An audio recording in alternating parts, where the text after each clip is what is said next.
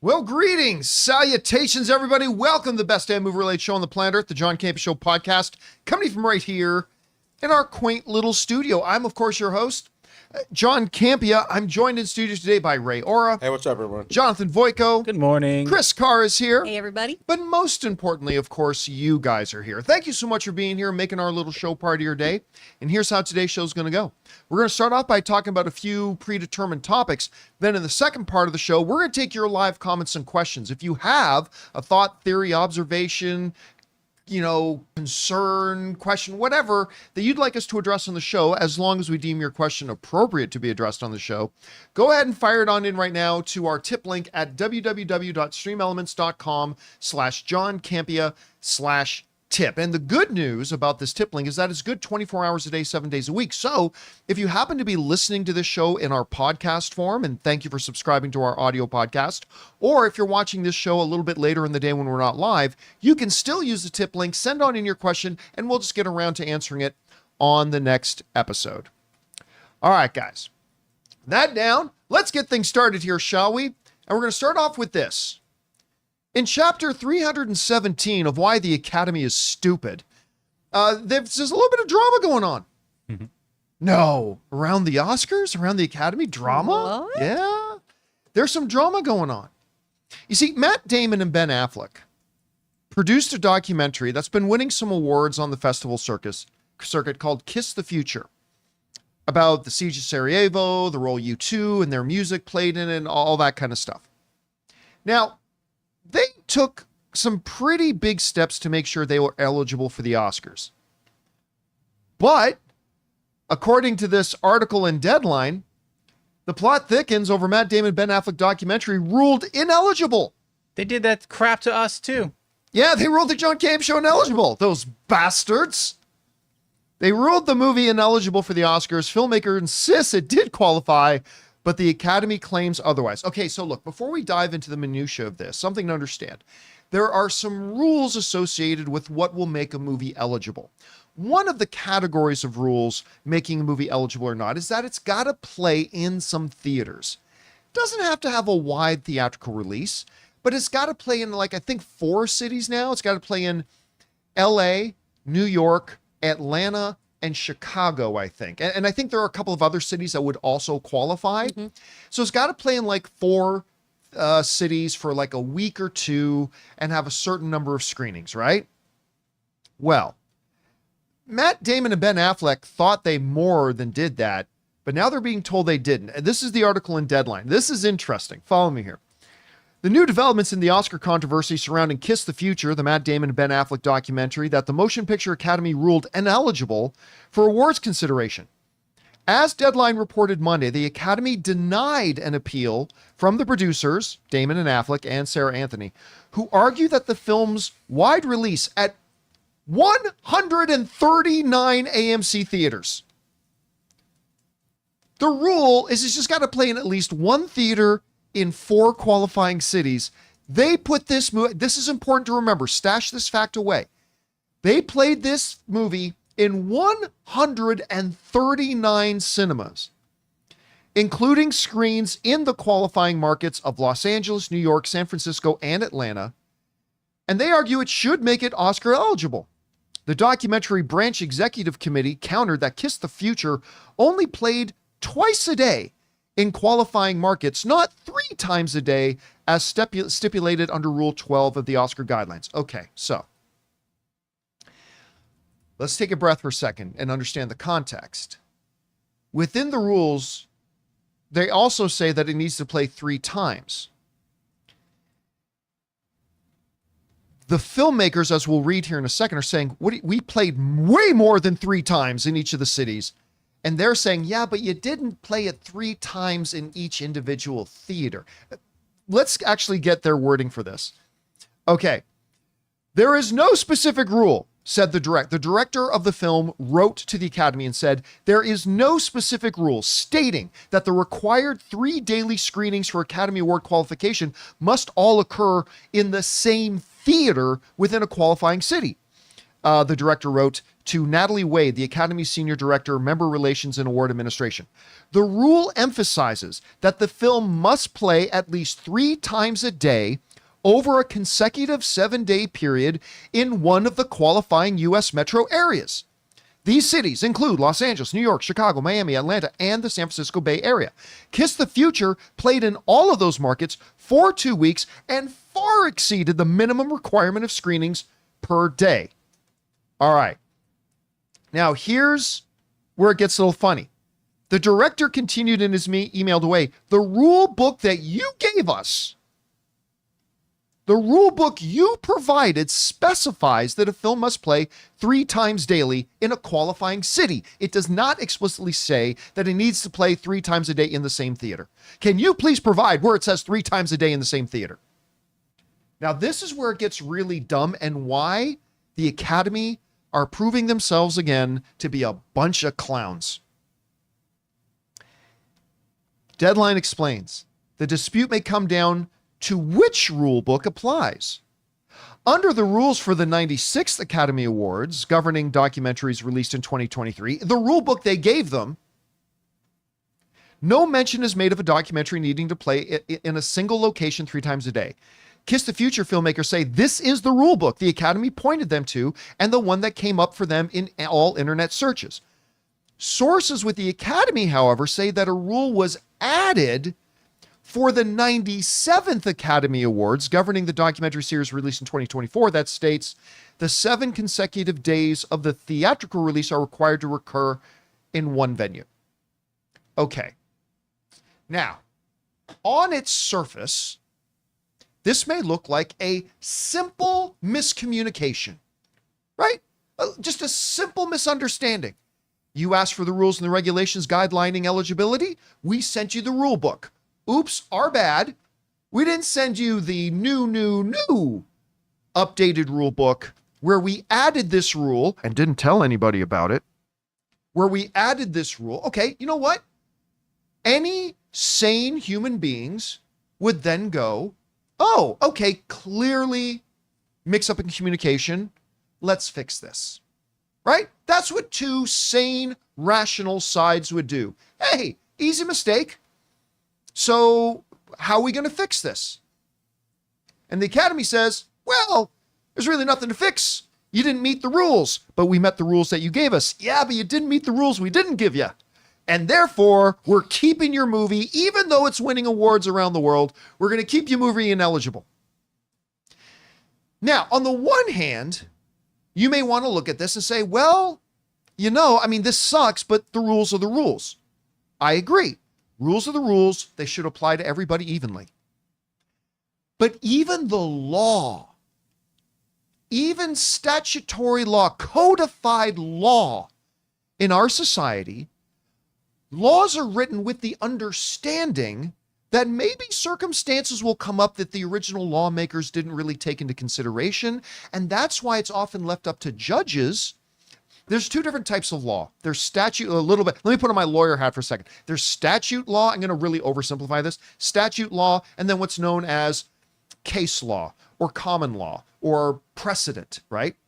So I'm just going to make this situation up again. I'm way oversimplifying this. But let's say the law says you cannot enter into another person's house without their permission. That's a weird one. That's a good one. That's a good rule. That's a good law, right? When they make that one. Why don't I get to just walk into people's houses? What's wrong with you? We call that Canada. We just leave our doors unlocked in Canada. You guys are crazy. We like living that way. Trust anyone. So now, so a defendant goes, well, yes, Your Honor, I did enter that house without that homeowner's permission. But a big guy in the street, against my will, grabbed me, put me in a headlock, and threw me through the door into that guy's house.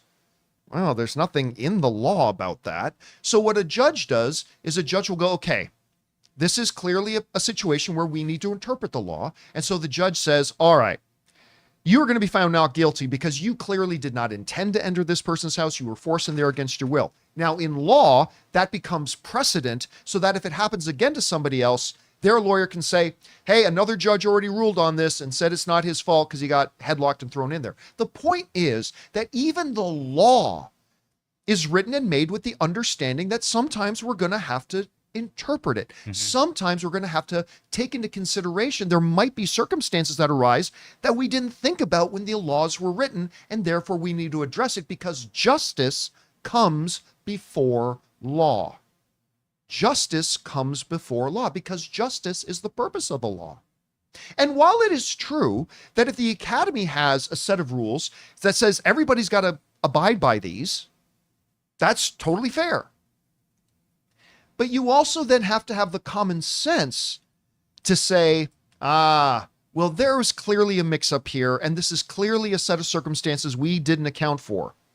So, if the Academy was sane and not a bunch of jackhammers, they would go, all right, allowing your movie to qualify would not provide your movie any unfair advantage over any other qualifying movie. You clearly exceeded the spirit of the law. Our rule says is just to make sure that films play in theaters. You played in 10 times more theaters than you needed to. You played in 10 times. You had 10 times more public screenings than is even required by the law. Clearly, you intended to meet the rules. Clearly, you exceeded the expectations and spirit of the rules. And clearly, making your film eligible does not provide any unfair advantage to you over another film. Therefore, a common sense thing to this whole thing would be to say, hey, Ben Affleck and Matt Damon, yeah, this mistake got made. Let's make sure it doesn't get made again. But yes, clearly your film this year, we're going to make an exception, is eligible because that's the common sense thing to do. Rules are good. Rules serve a purpose. Rules give us all an even playing field. But common sense has to usurp that. Common sense has to take precedence over that.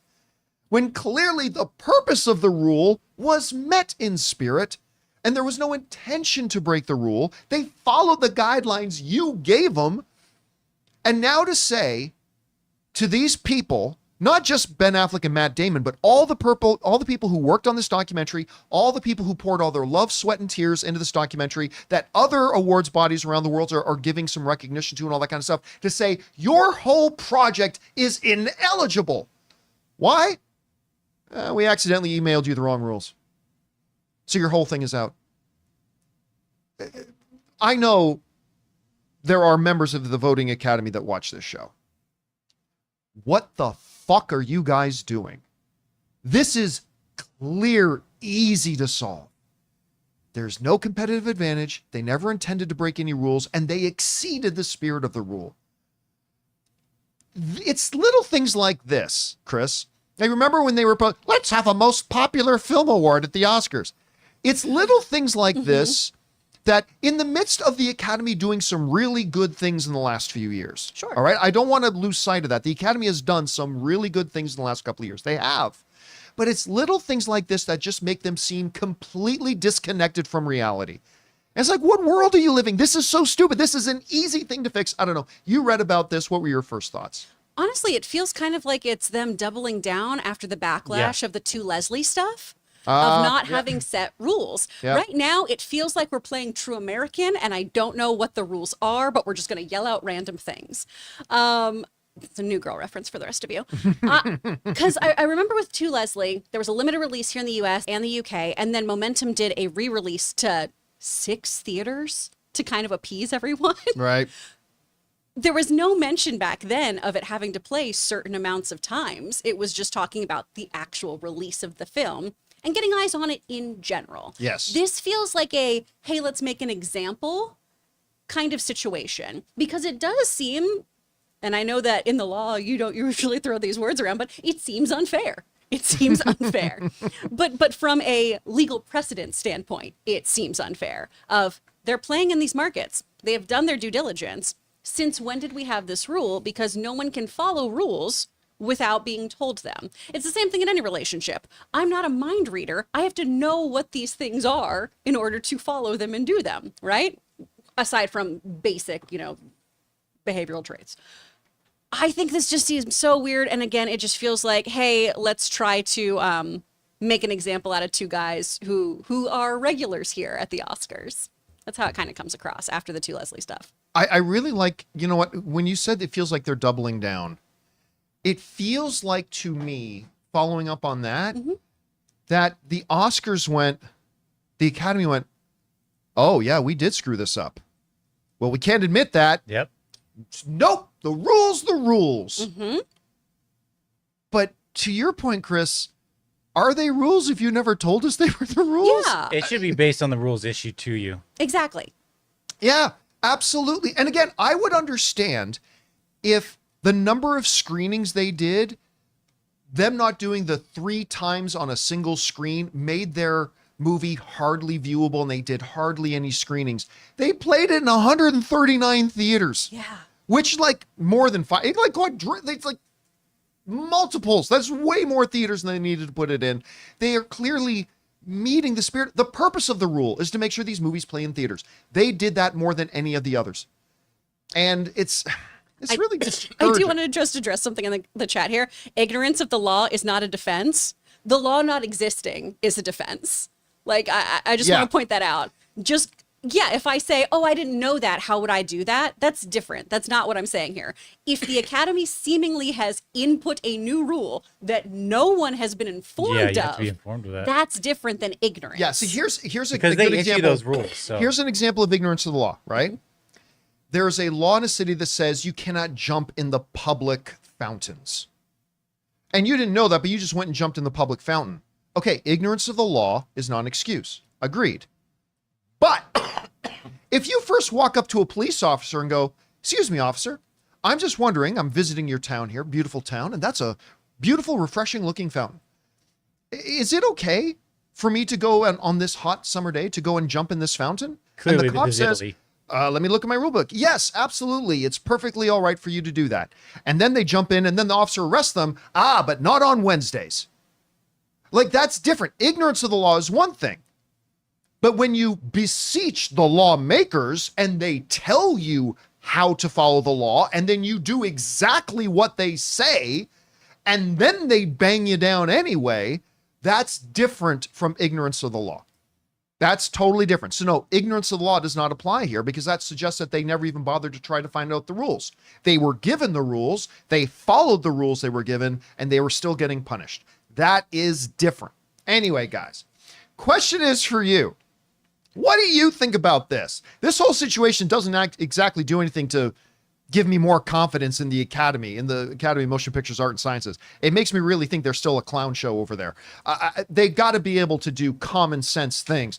But how do you think about this? How do you think it's going to resolve? Do you think it's now done? Do you think maybe they'll try to fix it? Whatever you guys think, jump down into the comment section below and let us know your thoughts.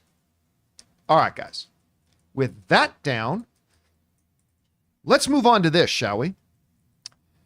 You know, one of the really cool series that have been out there is the Alex Cross stuff.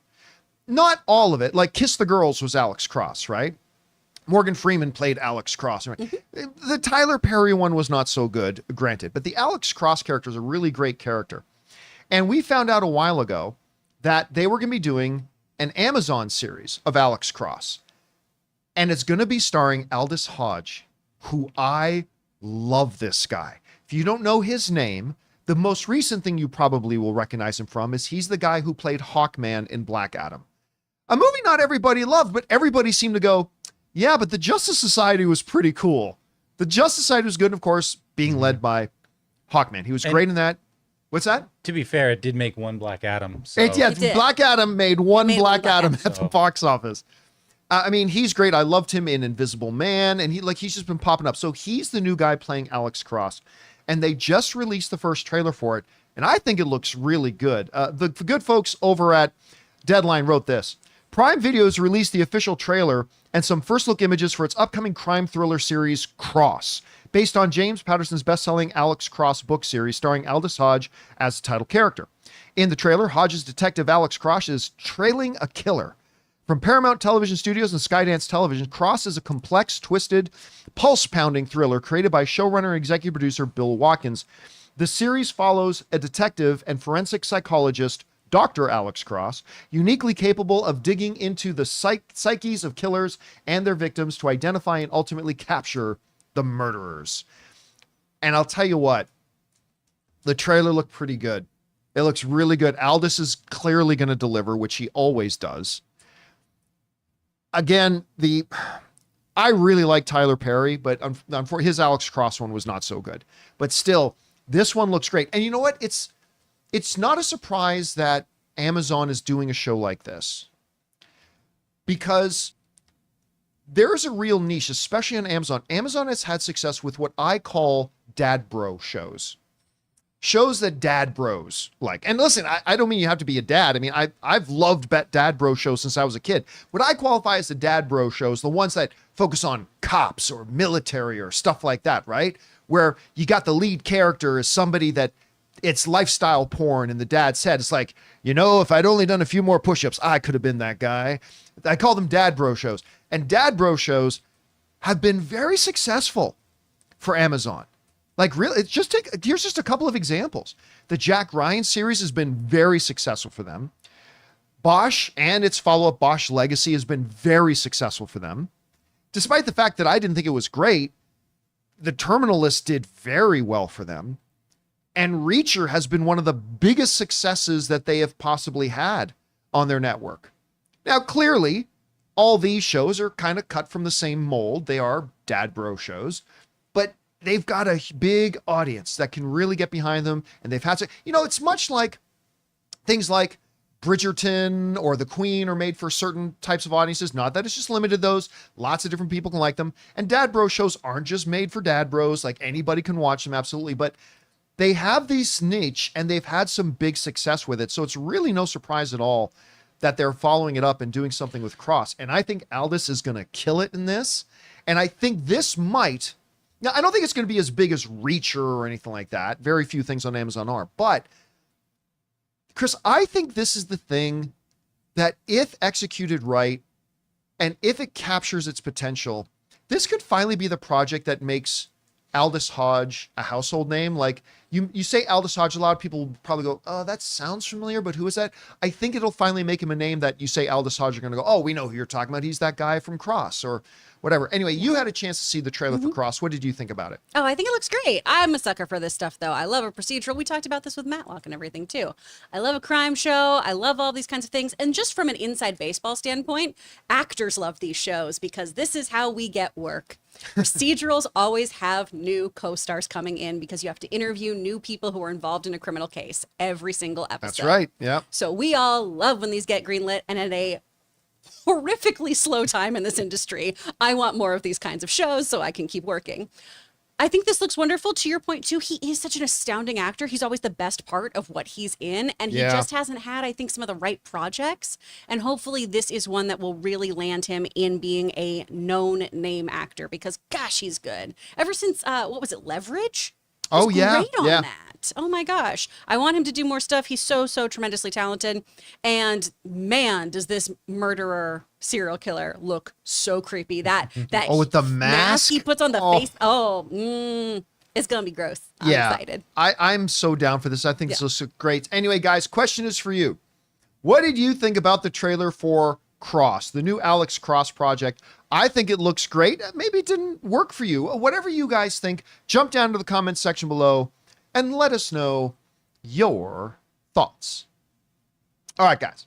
With that down, we still got to talk about a couple things, including Deadpool and Wolverine now has a digital release date and why it very well may have saved Marvel. Also, there's a report going out that The Mandalorian is done, that after the movie comes out, they are canceling season 4 and The Mandalorian's done. We're going to talk about that and a few things more. But before we do, we're going to take a quick second and thank one of the sponsors of today's episode of the John Campea Show podcast, our friends at Miracle Made. Guys, we want to take a second to thank a sponsor of today's episode, Miracle Made. Guys, it's hot outside and your nighttime bedroom temperature has a huge impact on your sleep quality. So if you wake up too hot or too cold, I highly recommend you check out Miracle Made's bed sheets. Miracle Made sheets are inspired by NASA and use silver-infused fabrics that are temperature regulating so you can sleep at the perfect temperature all night long. There are just so many things that make these sheets so fantastic. We already mentioned the self-cooling properties for better quality sleep, but they're also self-cleaning. These sheets are infused with silver that prevent up to 99.7% of bacterial growth, leaving them to stay cleaner and fresh 3 times longer than other sheets. No more gross odors. So go to trymiracle.com/Campea. That's TRYMIRACLE.com/Campea to try Miracle Made sheets today. And whether you're buying them for yourself or as a gift for a loved one, if you order today, you can save over 40%. And if you use our promo code Campea at checkout, you'll get 3 free towels and save an extra 20%. Miracle is so confident in their product, it's backed with a 30-day money-back guarantee. So if you aren't 100% satisfied, you'll get a full refund. So upgrade your sleep with Miracle Made. Go to trymiracle.com/Campea and use the code Campea to claim your free 3-piece towel set and save over 40% off. Again, that's trymiracle.com/Campea to treat yourself. Thank you, Miracle Made, for sponsoring this episode. And thank you to our friends at Miracle Made for sponsoring today's episode of the John Campea Show podcast. All right, guys, with that down, let's move on to this, shall we? Deadpool and Wolverine clearly killed it at the box office. By the way, this past weekend, it was still number 5. In its 9th week, Deadpool and Wolverine was still in the top 5 at the box office, which is crazy. Made over $1.3 billion, highest grossing R-rated film in the history of cinema. A lot of big things, but a lot of people wondering, when are we going to be able to watch this at home? Well, now we have the answer. This comes to us from the folks over at Variety, who write the following. If you have kids at home, you'll want to ludge for the parental controls. Deadpool and Wolverine is F-bombing its way to streaming following a smashing success at the box office this summer. The R-rated Marvel sequel, starring Ryan Reynolds and Hugh Jackman as their comic book alter egos, will become available to rent or purchase on digital platforms such as Prime Video and Apple TV Plus on October 1st. It will release on 4K Blu-ray DVD on October 22nd. So, in just a couple of days, it's going to be available. You'll be able to go on to one of the digital platforms and buy it. I think it's, well, there's an ad right below. It says, buy Deadpool and Wolverine on Prime Video for $30. Of course, buy is a very loose term in purchasing digitally, but still, you can buy it for $30. Rent it probably for $12. I don't know what they're going to charge for renting for it. And then it'll become available on physical media on October 22nd. So 3 weeks after that. No word yet on when it's going to pop up on Disney Plus or Hulu. So still no word on when it's going to be available for pure streaming, but you'll be able to stream it on the digital platforms in just a couple of days. Ray, I forget the release date. Can you just pop open release date for it? But we're like, it's going to be like 10 weeks in. So it's going to be 2.5 or 3 months since it released in theaters. So, I mean, it's going to exceed that 45-day. Oh, it's already 60 days in. Yeah, it's already well. Deadpool and Wolverine? Yeah. It's like So 62. Already well past the 45 days standard thing. It's past the 60 days. So this is an acceptable time for them to put this thing out. But I think with it coming out, it prompts me at least to reflect on the overall significance of Deadpool and Wolverine, because I think a lot of people are overlooking this. The importance of Deadpool and Wolverine to Marvel, specifically right now. There are a lot of people who forget when you talk about Robert Downey Jr. that when Iron Man came along, like we just all think of Robert Downey Jr. today as one of the world's biggest superstars and all that kind of stuff. But quite often people forget that when Iron Man first came out, his career was all but over. I mean, he was still getting a couple of things here and there, but he had kind of sabotaged his career on multiple occasions. And his career was basically in a rut. And then Iron Man came around. And I think we're in danger of people forgetting the state of the Marvel Cinematic Universe when Deadpool came out. They hadn't had a $1 billion film in a while. Not that $1 billion is the mark of whether you're doing well or not. I mean, obviously they've had movies that made money, but I'm saying the Marvel Cinematic Universe and its films, over the course of 10 to 12 years, it just became commonplace that every other film they put out made over $1 billion, more than every other film made over $1 billion, that all the audiences loved everything they put out, that all the critics loved everything they put out, that the box office was huge cash paydays for Marvel for everything they put out, and it was just considered this great Marvel standard of excellence, right? The last couple of years, the narrative has been different. A lot of hardcore fans, like myself, become a little, let's say shaky in our belief on their ability to time after time deliver quality. The consistency of their quality. You may still be a huge Marvel fan, but even the hardest core Marvel fan will admit that the consistency of their excellence has been less consistent over the last couple of years than it was in the previous decade or more. And a lot more people had been souring on Marvel. And certainly they hadn't done themselves any favors by putting out pieces of junk like Ant-Man and the Wasp: Quantumania, putting out pieces of junk like Echo, putting out pieces of junk like a lot of things that have just made them quite a few really good things. Absolutely. Guardians 3 is one of the things that comes to mind. Obviously WandaVision, Shang-Chi, but a lot of inconsistency. And we had some discussions leading up to Deadpool and Wolverine coming out about what happens if Deadpool and Wolverine is bad. Remember that? How many times did we have viewers writing and say, what if Deadpool and Wolverine sucks? Then Marvel's in a world of hurt because they were on a precipice. They were like right on an edge of, they really needed a big win.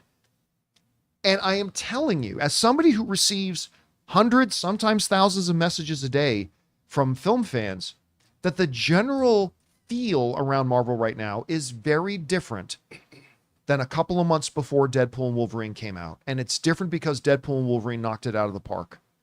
And it's different because it was a massive hit with the fans. People loved it. It got that energy going again. It was a huge financial success for them. And I will say it has not completely solved Marvel's problems. I'm not going to say that, not at all. But it has certainly at minimum bought Marvel a reprieve. I had a boss of mine once, because I used to do work that was very public facing. I still do work that is very public facing. I was going to say, what's this? Yeah.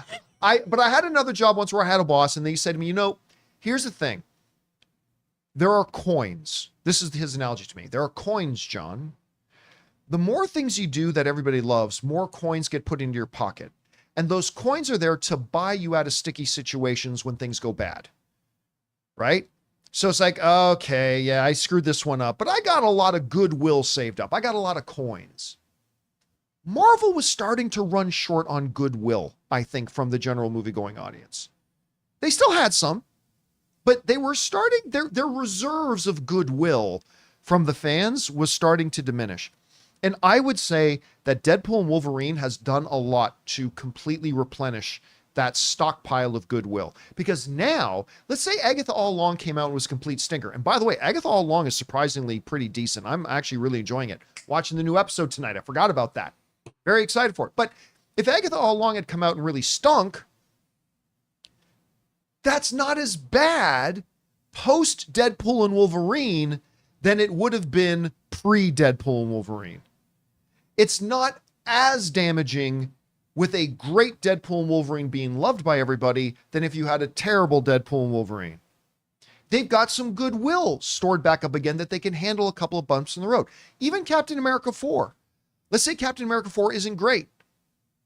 That's not killer for Marvel because they've stored up a lot of goodwill because of Deadpool and Wolverine. And with us now on the precipice of it coming out on digital, I'm not going to buy it myself.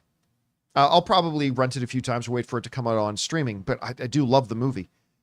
But I think it's a good time to reflect on just how key and important this movie really was, not just for us as fans having a good time, but to Marvel in general. Anyway, Chris, this movie's coming out, available for $30 purchase. Yeah.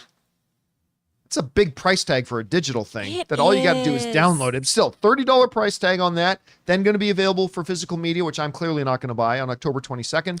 But the digital is still going to have all the bonus features. That's cool, Yes. which is rare. And that is what I am excited about. Oh, no, I might get this one. Especially because they have a lovely tribute on here, Practical Approach, celebrating the art of Ray Chan. That I think will be lovely. Ray Chan obviously did so many of the sets for Marvel. He's one of the reasons why the practical staging of Marvel movies has been so lovely when they actually commit to that instead of using the volume. And his work was so beautiful, and they've been so great about celebrating him. But I'm excited about this. My only concern is Logan is a comfort watcher, and so he ruins things for me because he will watch Deadpool and Wolverine, I'm sure, like 5 times a day. He just has it in the background while he's working. He'll sit there and edit and have stuff on. And that's my only concern So here. you work in a video store. It's just always Basically, on. yeah, I am in the last Blockbuster. It is Yeah. me. It is my home. But I think this is one that I actually will even buy, as opposed to just waiting till it's on Disney Plus, so I get those sweet, sweet features. And I love this movie. To your point too about this saving Marvel and everything. Yeah. I think Sebastian Stan's interview in Variety did a really great job kind of talking about this too. Of filmmaking so hard. Yeah, It's so really hard. is. And Marvel has been such a standard, not only of what filmmaking it is, but he brought up this great point of movies like Marvel movies allow independent movies to get made because 100% they of do, having yeah. all of that infrastructure, having all this money being pumped into studios allows you to have fun indie films still happen because everyone's getting paid, right? And so I don't think anyone's ever rooting for Marvel to fail. I hope they're Oh, not. there If certainly you are are people one of out those there who people, root for you're Marvel to kind fail. of suck. I've never understood that. It's the same kind of people who do like hate following. Why do you spend time Same kind of people following, who are like, just sticklers for the rules. those kind of people, right, man?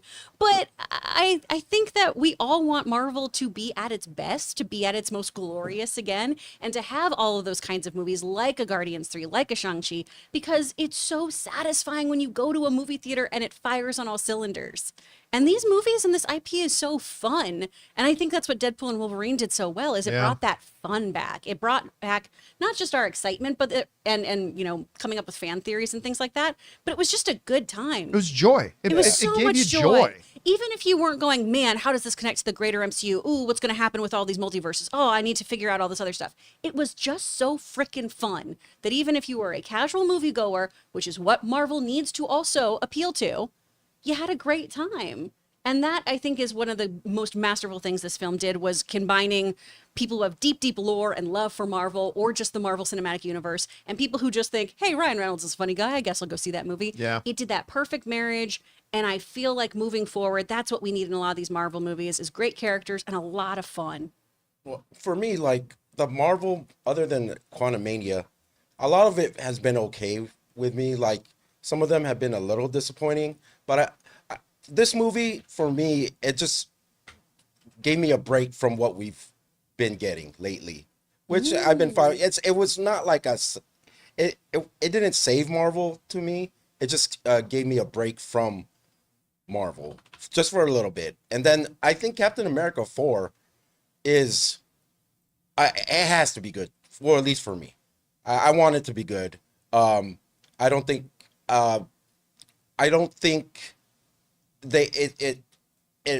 it needed saving, is what I'm saying. Like Marvel, I'm kind of messing up what I'm trying to say, but Well, you're getting let's see, emotional. but let's say It's if Captain America 4 isn't good, okay, let's put it this way. If Deadpool and Wolverine wasn't there, and then Captain America 4 came out and wasn't good, Marvel would be in a horrendous shape. oh yeah. But even Definitely. if Captain America 4 isn't all that good, it's going to be tempered by the fact that people are still riding an emotional high on Deadpool and Wolverine. Right. Yeah. It was it's a gonna- nice change of pace for me. Yeah, it was a great change of pace for a lot of people. Now, here's one thing, though.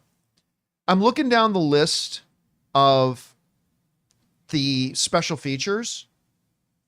I'm not interested Oh wow, really? Yeah? because the one thing I want isn't there. Bloopers? I want Sean Levy and Ryan Reynolds commentary. Oh yeah.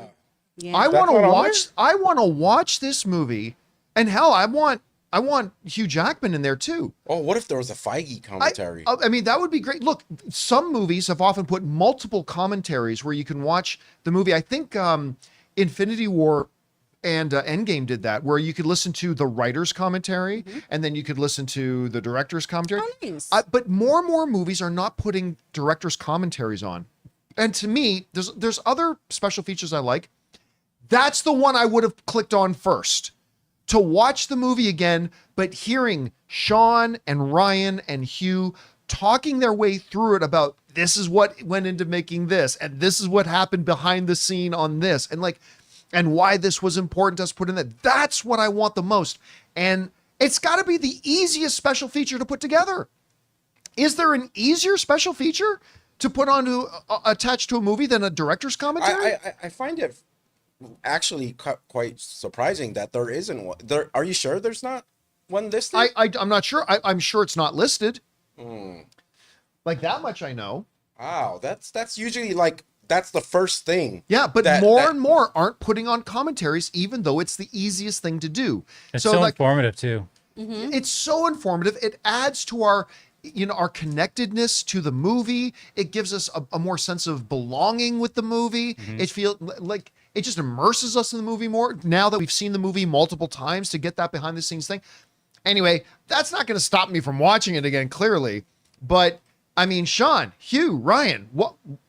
Guys, it's going to take 2 hours of your time. Sit down, hit record a commentary. And especially with all the stories they had of trying to get it made and stuff like that, and incorporating that while watching the film, like, oh, we wanted to do this right here, but we got the no or something like that. They could do it while watching a Wrexham game. You could literally just, I was gonna say this feels ripe with Ryan Reynolds' advertising synergy. Now that I've made ourselves 2 vasectomies with aviation gin, we're gonna sit down in our Wrexham jerseys and do commentary. Yeah, there you go.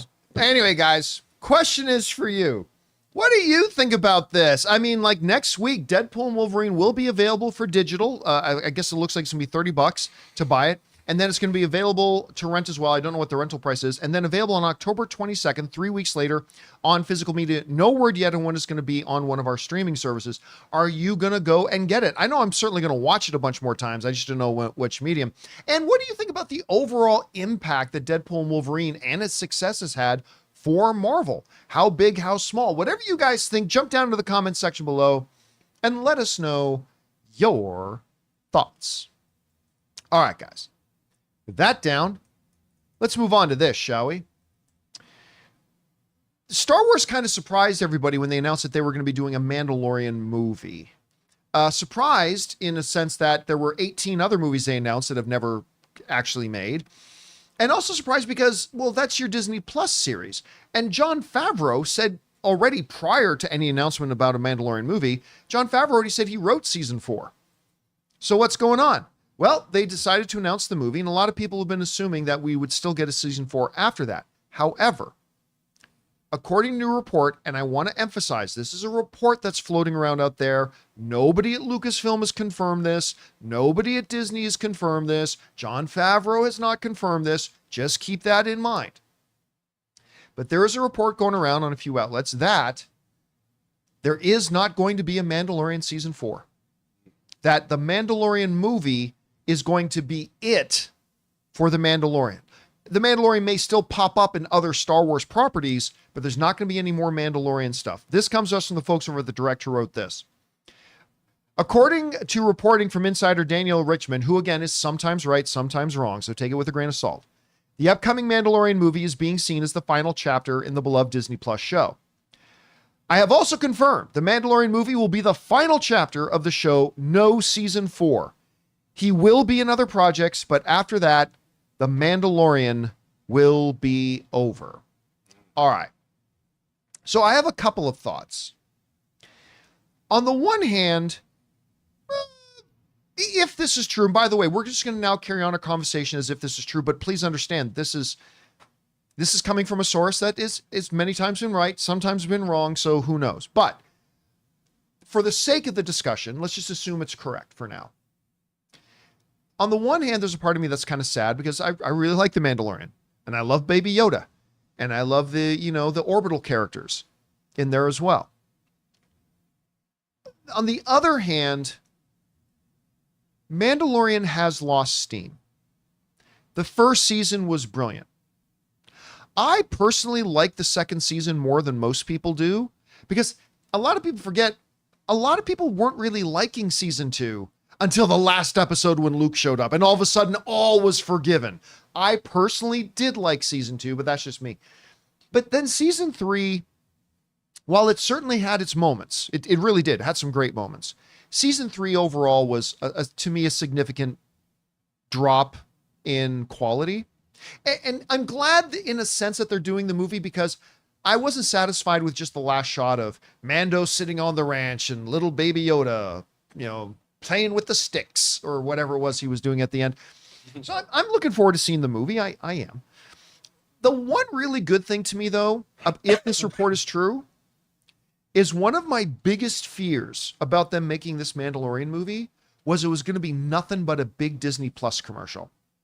Oh, because the movie's going to end. It's like, what happens next? Better subscribe to Disney Plus so you can tune in and watch Mandalorian season 4. And that's always been, if you guys have watched my show, you know that's always been my biggest fear, that they were going to use this movie as nothing but a spit and mud kind of slap together promo for Disney Plus.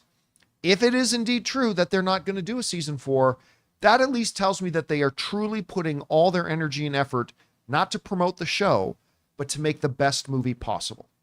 Doesn't mean it's going to work, but at least tells me that that's what they're aiming for. So if this report is true, Chris, I think overall, I think it's probably a good decision for them to do, especially if we're still going to see Mando later and probably by extension Grogu, unless they have the balls to kill Grogu in the movie. How dare you? Woo! Anyway. Keep my son's name out of your mouth. Word is, first 20 minutes he dies. First 15 minutes. I hate everyone in this room except for you, Ray. Thank you. What do you think about this report, Chris? What stands out to you? It makes sense. This is a very logical report of, we had 3 seasons in a movie. That's it. We're done. There we go. Especially if he's going to be a tertiary character who pops up in other things, which works really well for The Mandalorian. Grogu, we do still have some questions about what happens between now and the films we've had recently of the Jedi Order and where he factors into this. Yeah, why was there no Jedi out there? Yeah. Why don't we have a Grogu? He dies. If he dies, I will be so angry. The frog's mother comes and finds him and says, "You ate my kids." Honestly, Kills only him. acceptable way for him to die. Is that it? That's the only good way that If works. it's just like a wonderful Kill Bill kind of thing of just, oh, I finally found you. I mean, I'm they gonna said murder you. they said Luke and Leia were the only Jedi, and then we find out there's just so many more Jedi. Yeah. So it could Oh, be yeah. like Luke thought again the Order was wiped out, but For sure. And especially if we kind of go, Grogu turned his back on his Jedi training and everything. Maybe he's not putting out the Force. I don't know how it works. I'm not a Jedi. But that's not how the Force works. that's not how the Force works. I think it makes sense to wrap this show up, though. I think it would be a really beautiful send-off to give it a movie. And it feels backwards to do a film and then go back to television for your main character. Yeah, I agree. But I got to point this out. One of our live viewers, Kane Legion, I would sign off on right away. Grogu gets John Wicked.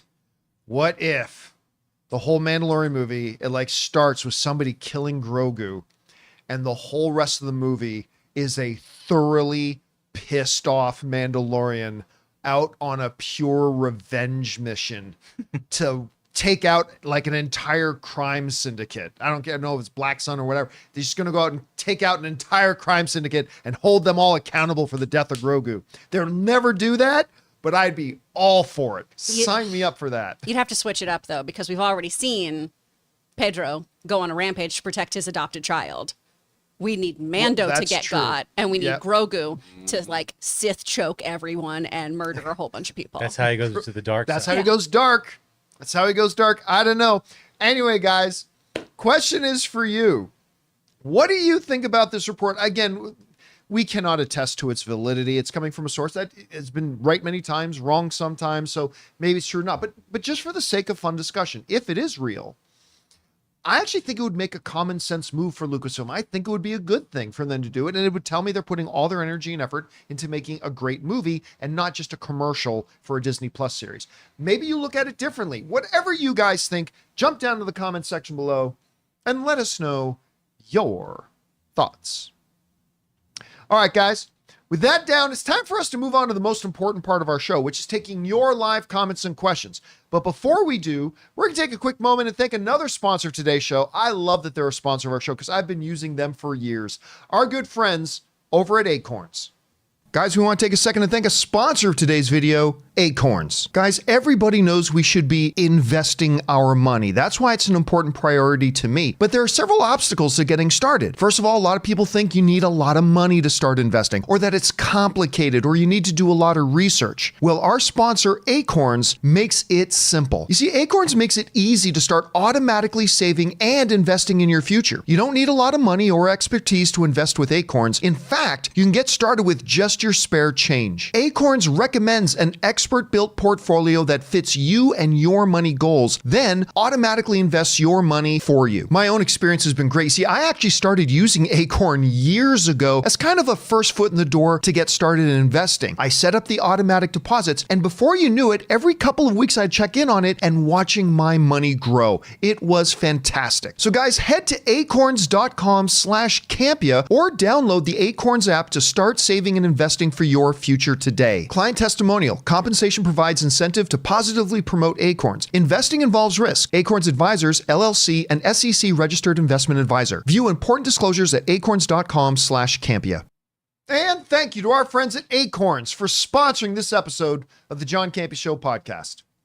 All right, guys, with that down, let's get on to your questions here, shall we? Jonathan, what we got up first? David's up first. It says, hey, John and crew, forgive me if you've discussed this in the past, but is there any way or anywhere where I can watch your film, The Anniversary, whether it's streaming somewhere, if I could rent it? I just wanted to support your endeavors as a filmmaker. Aw. I'll be honest with you. I can't remember where it is now. I don't think I don't, a while ago, I released it to Patreon members to watch it. This was years ago. I released it to our Patreon, but we don't have Patreon anymore. And I've never made it available to be viewed again. I am thinking about just uploading it and letting people watch it. Now, listen, by Hollywood standards, my film, The Anniversary, is not good. I'm just going to tell you that. I am eternally proud of it, though. Like I am. For a guy who's not a Hollywood filmmaker, who is blah, blah, blah. I just, the whole reason I made the movie is because, you know what? I'm doing all this movie stuff. I think in order to help me appreciate what these people do, what goes into making a movie, I think I should make a movie. And I did. And I'm very proud of it. Like, I am very proud of what I made. If all you've ever watched is Hollywood entertainment, it'll totally suck by those standards, but I am proud of it. And it's called The Anniversary, and I really like it. I've got some great people in it and some great people who worked on it with me, and I'm very, very proud of that. But I think I might just make it available sometime here soon. I might do the same for movie trailers, A Love Story as well. I think it might be coming time just to take it and release it on YouTube so everybody can see it. But I don't know. We'll see. All right. What's next? Okay, we got Don't You Blame the Movies. Says Cineworld in the Cineworld in the UK charge you 95 pence per ticket, not for unlimited members, and they call it a convenience fee. It frustrates me every time, and they also charge £2 more for opening weekend for Beetlejuice.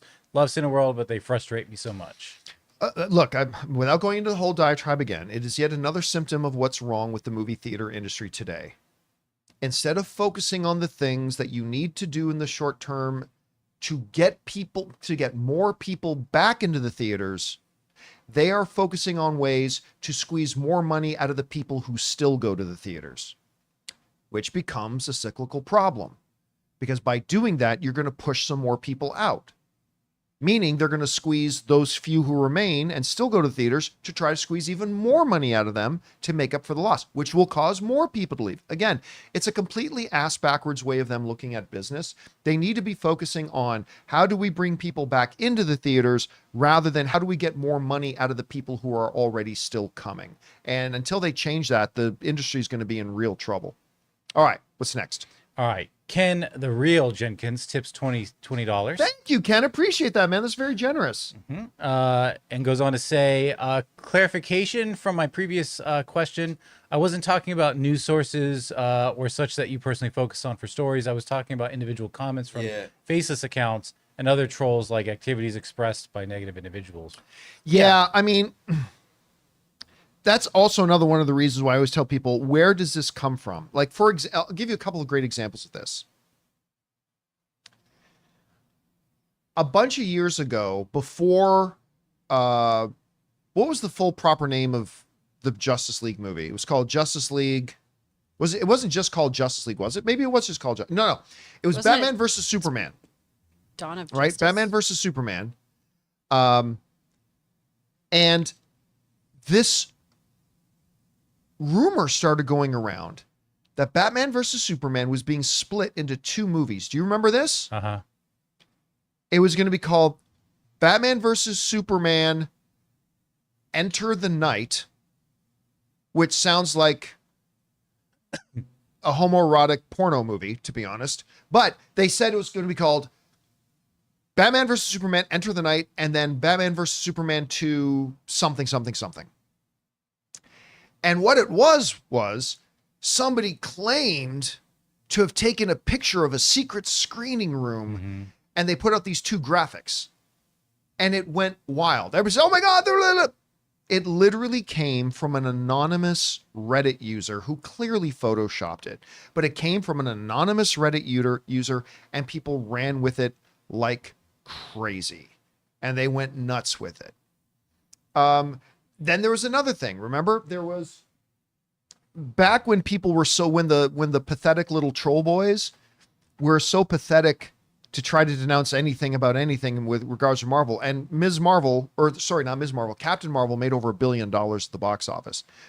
And when it started to succeed so much, some of these desperate, pathetic people try to create a narrative that, no, they're faking the numbers.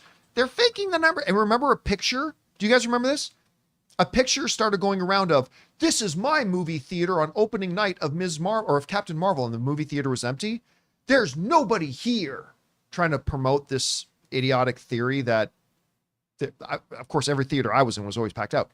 Anyway, Dan Merle did a great job, and he did a story about this. He goes like, yeah, turns out that story came from this guy who is a total anti-Disney troll who's just constantly talking about how this movie's going to suck. Nobody go see this movie, blah, blah, blah. And yet he's saying he went to opening night of Captain Marvel and took a picture of an empty theater. Sure. Again, this is why I always tell everybody, when you read a headline, number one, make sure you read the story. Don't read the headline. And then number two, when you read the story, find out where is this place getting that information from? Because that will do a lot to establishing the credibility or lack thereof of said story. Anyway, all right, what's next? Ashley and Mary Kate's Secret is here.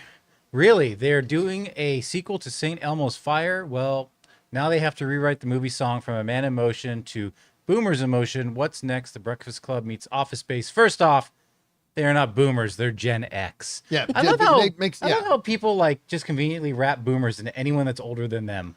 It's Gen X. Yeah, they're Gen X. And whatever happened to that movie? Is that still happening? I don't know, but I'm surprised because I don't know if you guys watched Bratz on Hulu, the documentary about the... I was about to bring that up, right? The documentary they did on the Brat Great. Pack. It's wonderful. I haven't watched it, but the trailers look great. Really good, but I feel like a lot of those actors don't want to revisit that, so that sort of surprises me that they were going to do that. I mean, maybe it's a new cast. It's in the early stages of development still. The sequel to St. Elmo's Fire. I'm going to take this is just a guess, a guess. I'm going to guess it doesn't actually happen. Because you're right. The impression I got from the previews, there's a lot of pain from I watched in Bratz, was that it didn't seem like any of them wanted to revisit that. Yeah. Like they all have a great affection for each other, but it seemed like they The only one that was cool about it was Rob Lowe, and he was so like, oh yeah, just own it, man. Just own it. And everyone else is like, it ruined my career. It ruined my life and everything, yeah. All right, what's next? All right, Cody Hunt Film says, attended Jurassic Park in concert this past weekend. Oh, nice. It's perhaps the most rewatchable movie of all time. Beautifully paced. Every joke landed with our audience. It felt like watching it over the first time.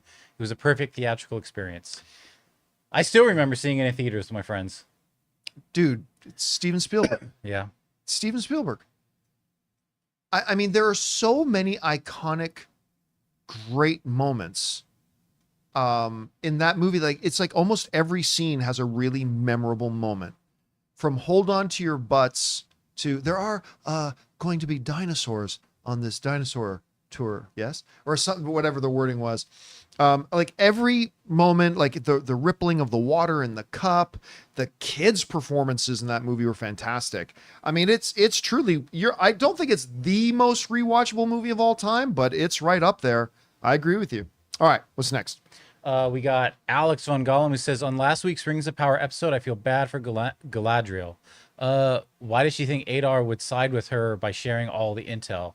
Big mistake. Hope she starts making wise decisions, starting to become the wholesome character we know. I want to see her happy. I mean, even that kind of surprised me. I was like, okay.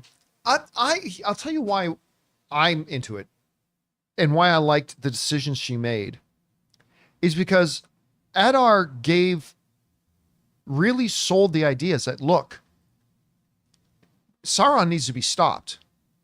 And if you have, as Galadriel does, an understanding of the danger that Sauron represents and how far along Sauron had already become, you're going to do what you need to do to try to stop him. And listen, Adar sold it. Like, he sold it. Like, I just want to stop this guy. We got to do whatever we got to do to stop this guy. It wasn't until the end, like, and I even think Galadriel would have been fine with it until at the end she realized that, hold up. Yeah, this is what he wants. This course of action that we just determined to do, this is exactly what he wants. He's got no army, and we just brought him an army. And Adar's not having it. But so, like, I think if you understand context of the character, I think her decisions were completely made sense. Yeah, I'm fine with that. I was surprised that Adar was like, oh, I don't want your help. We can just do this alone. Yeah. It's like, you're going to get ruined here. But when you understand how obsessed he has been with destroying Sauron, that kind of makes sense too. You become singularly focused. You develop tunnel vision. It's like, all I see is what my ends are, and that's destroying Sauron, and he's there. We're going to go wipe that place out. And sometimes even us in life, when we get tunnel visioned, we sometimes don't act in our wisest ways. All right, what's next? How dare you? Andy says, saw Megalopolis in IMAX. The movie itself was atrocious, but my experience in the theater was so laughably absurd. It's my second favorite theatrical experience this year, next to Dune 2. An abomination of film, but great experiential event nonetheless. That's awesome. He hated it so much, it's his second favorite film. That's got to be on the poster. Yeah. I mean, listen, I've also been, I have not watched the film yet. I'm going to watch it, but I mean, I've been listening to some people I know who have seen it, and it's not sounding good. It's not sounding good. Again, it's Francis Ford Coppola, and that's all I need to hear. I'll be there to give it a shot. But again, expectations we're already not high, and they're coming down even more. So we'll see. All right, what's next? Andy follows up. The one time I show up 10 minutes late, my AMC, they decided to forego 30 minutes of trailers, and I missed the start of the movie. I would pay another $1 per ticket to see when it actually starts. Ridiculous. They can hold us hostage like that. Look, joking aside, this whole problem of how many trailers do you play and all that kind of stuff becomes solved. Well, it becomes solved if they just stop playing 30 minutes of trailers. But if you really want to do that, I think there should literally be a law that says if customers are paying you money, like for consumer protection, if customers are paying you money, you owe it to the consumer to actually let them know when the movie starts.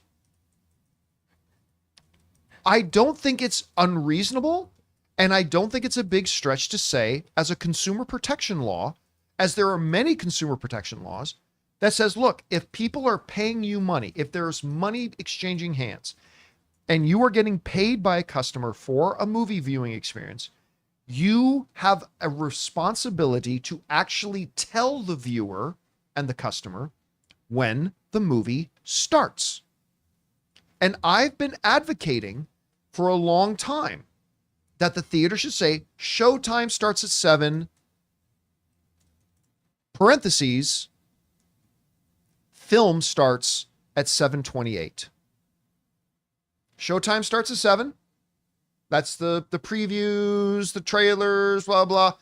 But they should have responsibility to tell the actual audience when exactly that movie starts. So that way, the audience can decide, do I want to show up on time for showtime so I can sit down with some popcorn and enjoy some trailers? Or do I want to show up just in time for the movie to start? They paid you for this experience. You fucking owe it to them to tell them what time the movie starts. Yeah. Not what time your commercials start. You owe it to them to tell them what time the movie starts. That solves the problem. And they should pick you up from your house. And they should give you free Uber. You know what? I think AMC knows that this movie's not going to make money, so they're just playing it in a loop. without any Without trailers any ads. before. And you can just walk in whenever you want. Check out as Come much on They as in. still you run want. the Nicole in between, so you know the movie has actually ended and then begun again. But All right, what's next? Good Canadian Kid Morgan says, "Hey John and crew, Cineplex was one of the companies mentioned in the announced $2.2 billion being spent on improvements to cinemas. Canada is lacking so many premium formats Yeah. compared to other countries. Hoping we get some HDR Dolby Vision 4K type options. They have to have 4K. There's no way they're not doing They it. didn't have that? I thought the screen we watched There's no way they're Aquaman not on was projecting 4K. pretty huge. Well, look, they have some premium screens. Absolutely. They actually have a bunch. But here's the thing. This $2.2 billion that are going to be spent, by the way, industry-wide, is desperately overdue. Because while, like, I have the luxury of going because of where I live, I have the luxury that I have some really good high premium quality theaters not far from me. There's still a lot of the movie going audience that lives within that. The closest movies to them are still, we hear from our viewers all the time. My theater sucks. The seats are disgusting. The floors are always sticky. It's outdated technology. It's blah, blah, blah. And as, you know, things like home viewing experiences advance, you got to make sure the theatrical experience is always that much better. Because listen, when you're in the right theater, like I have a great home theater system. I have a marvelous Sonos system for sound and audio, top notch. I've got a great home theater system, but it's total crap compared to a viewing experience in a proper movie theater that's even remotely updated.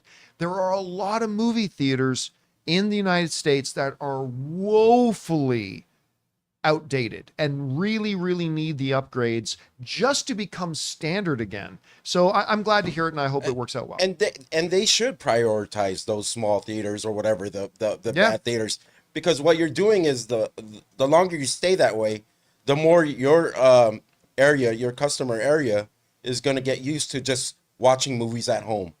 And then, so like you got to make them want to go to that theater. Yeah. And then with that, then you get them to get your subscription or whatever membership deal that you have. Yeah, and what you got to do, you just got to, again, we're not asking them to propel the movie theater industry forward.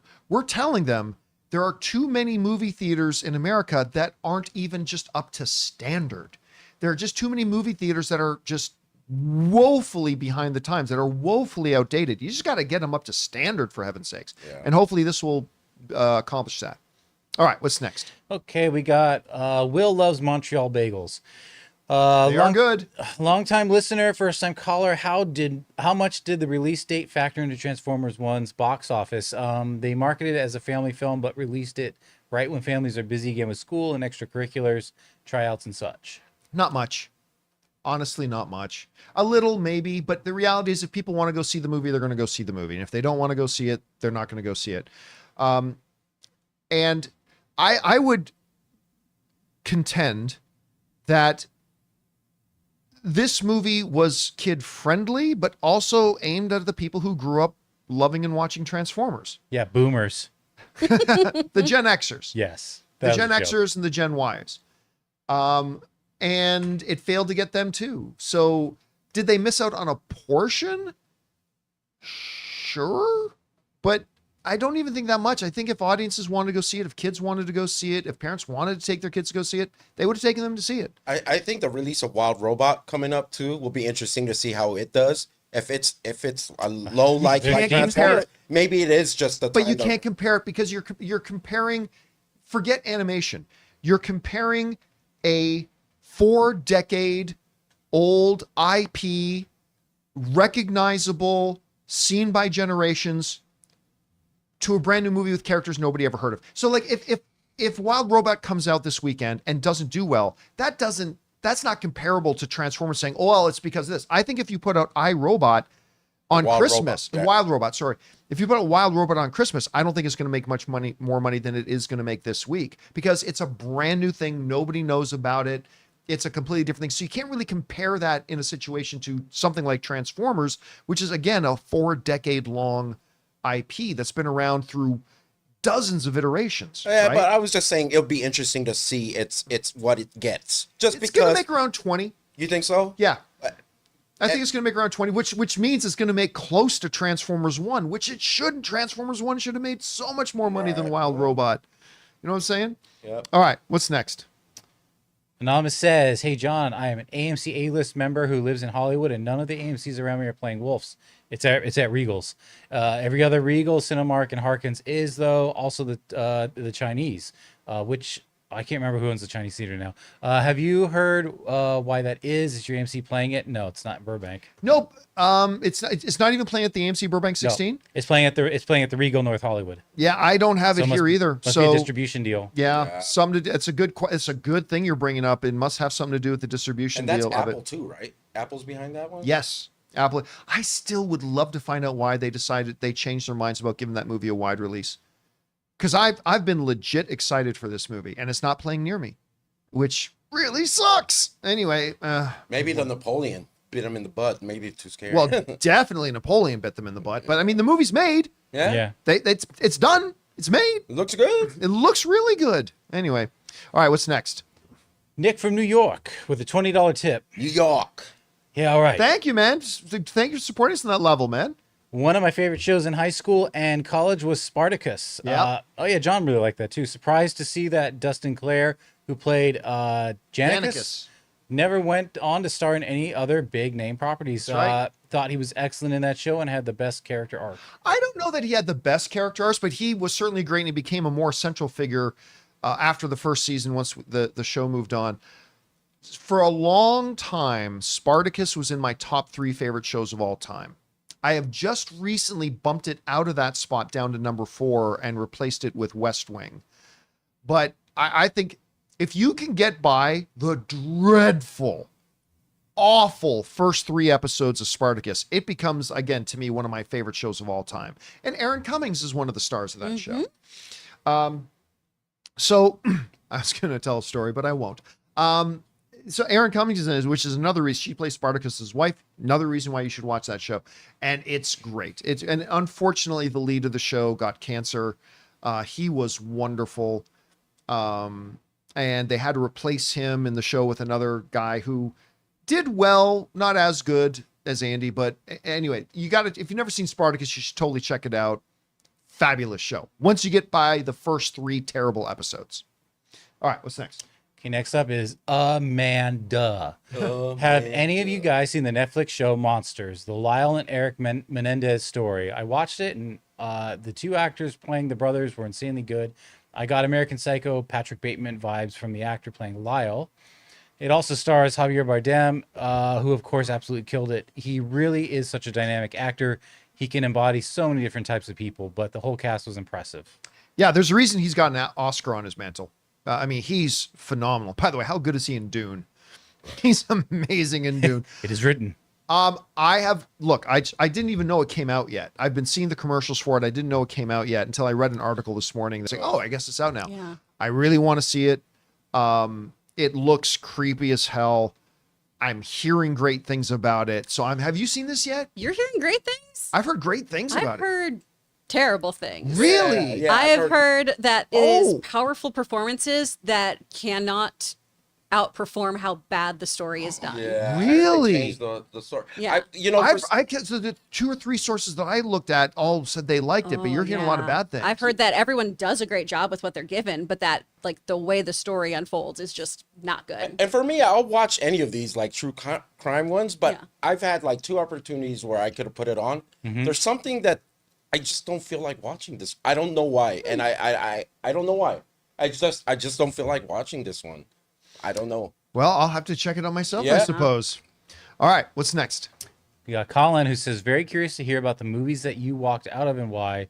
What made them walk out worthy? Just generally sucking. I mean, most of them is just because they're so painful. Like what was it called again? Movie 37, movie 29. Whatever it Oh was. gosh, that was horrible. The one that's just all a Yeah. series of sketches. Yeah. I mean, it was just so It was trying to be bad. Kentucky Fried movie, Yeah. but Failed. Expendable. It was just so bad that I just had to walk out. Expendable, the most recent Expendables, I just couldn't take it 43, anymore. movie 43. Movie 43, that's it. You told me X. You walked out of, I think, right? No, I didn't. Oh, yeah, X, yes. Yep, X I walked out of. And I think the one with Johnny Knoxville. So, but that was a different reason, right? Like, right. Johnny Knoxville, who I really like Johnny Knoxville. He did a movie a bunch of years ago called The Ringer. And the whole idea, I understand. Look, the reason I'm not mad at anybody for it is because I understand where their heart was, what their motivation was. The Ringer was about Johnny Knoxville pretending he was a special needs person so he could participate in like the Special Olympics or something along those lines. And the idea of the movie was to be inclusive. And the idea of the movie was to laugh with, not laugh at. The problem for me was, as I was watching The Ringer, was that while I got what they were trying to do, the movie came across to me as, let's laugh at special needs. I know that's what they intended. I know it wasn't. But unfortunately, that's how it was coming across. And I got really uncomfortable with it. And so, again, I bear no ill will towards the filmmakers. I applaud them for what their goals were and what they were trying to do. It's just that I had to walk out of that movie because I was so uncomfortable because their execution made it feel, even though it wasn't their intention, it made it feel like they were laughing at special needs people as opposed to laughing with them. And I just got so uncomfortable with it that I had to leave. So, but most of the time it's because I just find the movies are just so terrible. Yeah. Well, did you have, my only one was Hostel. Like I realized I didn't like. There are a bunch of people walked out of that one. The torture stuff. Yeah. But Spider-Man 3, the one with Tobey Maguire, because we went to a midnight screening, and that theater decided, hey, let's not turn on the air conditioner because we want to clean up and. Oh, I make hate sure that. So sometimes it's a theater issue. Environmental Sometimes situation. it's a philosophical issue. Sometimes, most of the time, it's just a quality. Right. Sometimes I don't- M. Night Shyamalan ruins Avatar: The Last Airbender. Did you walk out of it? Wow, I you walked out of that. You one. didn't even finish I it. didn't even finish it. I didn't finish it till years later. This video still exists on the internet of me just ripping that movie apart. And I know that's not my thing usually. I don't want to yuck other people's yum, but man, that you movie, did a rant on it. I did a rant. Well, it was because I was assigned I gotta to. look for this. I've never But walked out of a movie. I hated it so I would much. have walked out of Lady in the Water, but my friends were staying, so I'm like, well, I'll just that stay. one's as bad as everyone I thinks know. it is. What's wrong with that Oh one? my God. It is, like, to me, it's one of it's almost in my unholy trinity of the pure worst movies ever made. The water was I warm don't to me. like it. Like, especially when M. Night cast himself stayed as till the my friends writer stayed. whose brilliance is destined to change and save the world. Well, sure, that's a bit, but you know. But Lady in the Water was so bad, I had to just see it through. Like, to me, it was such a car wreck. I'm like, I just got to see how they bring this That's thing home. fair. Plus, That's it was fair. still M. Night at the time. At the time, M. Night was still a hot name. Yeah. And so I had to check it out. Anyway, we got to need to move on. Unlike What's Ray, next? I've only fallen asleep at one movie. Yeah. Stephanie P says there is. Sorry. It was El Coyote and a lot of margaritas. So I'll do it. Stephanie P says there is a show coming out in 17 days created by Alfonso Cuarón and starring Kate Blanchett, Kevin Kline, and Leslie Manville. And the reason this is the first time you're hearing about it is because it's on Apple TV Plus. It's not the first time I'm hearing about it, though. No, this says this is the first time, so you're wrong. Okay. Yeah. The rules are This is our the first rules are the rules as stated. This sums up my frustration with Apple TV Plus. Their content is the best in my opinion, but no one knows about it. Well, welcome to Netflix. They also have a new Steve McQueen film with Saoirse Saoirse Ronan coming up in a few weeks. Blitz. It looks phenomenal, but there's zero talk about it. Yeah, listen, streaming services in general, other than HBO Max does a pretty good job of marketing their stuff. Granted, they don't put out the sheer glut of stuff that Netflix does. But yeah, Apple, I think you're right. I think Apple TV is still struggling with that a little bit. And there's really no excuse because Apple is worth trillions. Granted, their Apple TV Plus itself is not worth trillions. So, but you're right. They need to do a better job, especially considering the quality of their stuff, of actually marketing the content they're putting out, because they have got some killer content that so many people have not heard of or watched. Have you seen a lot of marketing for this new stuff? Maybe I'm just getting algorithm hits here because I watch so much Apple TV. But yeah, this show's yeah. called Disclaimer, and it looks really, really interesting. To her point, I haven't heard of it. Yeah, me. Wow. Well, there's I watch a lot of Apple TV. There's previews on Apple TV for Yeah. it. And then Yeah, I know of in course. my social feeds, I've been getting stuff for it as well. But again, that could just be how I'm being tracked right now. I continued Big Door Prize finally. I finally yeah? continued on that. So I'm really liking that. It's so, fun. Yeah. I like it. All right, what's next? Dildar the Glorious. Yes. Continuing the talk of live action adaptations. Did you guys know there was a live action Gundam movie called G Savior? It was made in Canada. It was absolutely terrible with some of the worst CGI ever. Also, Netflix has been quiet with the new one. That wasn't a wide release though, right? No, that's sounds like certainly no. That's certainly not something that went global. I've never even heard of it. But if it's that bad, sign me up. Yeah, Let's I mean, go. could be one of these things where just some dude having to get the rights to something and gathered together a couple $1,000 and made a movie. I mean, I don't know. I've never even heard of it, but I will keep my eyes open for it. All right, what's next? Bry Guy says, due to both personal, religious, and family obligations, I was not able to see the Christopher Reeves documentary. I did, however, check out Transformers 1, and I quite liked it. But now I'm really excited to see The Wild Robot next with Mom and Dad. I cannot even begin to tell you how excited I am to watch this movie. I mean, I got invited to go to a screening the other night. I didn't go, but I'm going to go Thursday. I got my tickets for Thursday. I'm going to go. I'm hearing great things about it. It looks amazing. Again, as predicted, it doesn't look like it's going to do big business at the box office, but nobody really thought it was going to. But hopefully it's as good as we think, because the stuff, first of all, the previews I've seen have just looked jaw-droppingly good. And the reactions I'm hearing from it, from people who have seen it, has been incredibly inspiring. So I'm assuming you and Logan will probably be very quick to go see this. Yeah. We're Yeah, really, really excited. You already got your Regal reservations for it? No, we never. You guys always buy your tickets in advance. I'm a fart in the wind. I gotta just You go never when I have trouble finding can. seats? But you should try to see it Thursday, because if you're on Friday, right? Yeah, I am on Friday. I'm Yeah. trying to see it after because I teach for a 2-hour block on Thursdays. Ah, there you go. That Dude, makes sense. it's only an hour 42 minutes. I might do a double header of that in Transformers 1 again. I thought you were saying you're gonna do a double header of it. I'm gonna see it twice, same Oh day. no, not two in a row. Yeah, and I do got to go back and watch Transformers. one But again. I will say, hopefully, like Transformers is the second movie you see, because it's always nicer to follow up Yeah, with something, something you know that's you yeah, like. Something you heavier. know is gonna be good. Yeah. Well, just All right. something heavier with something lighter.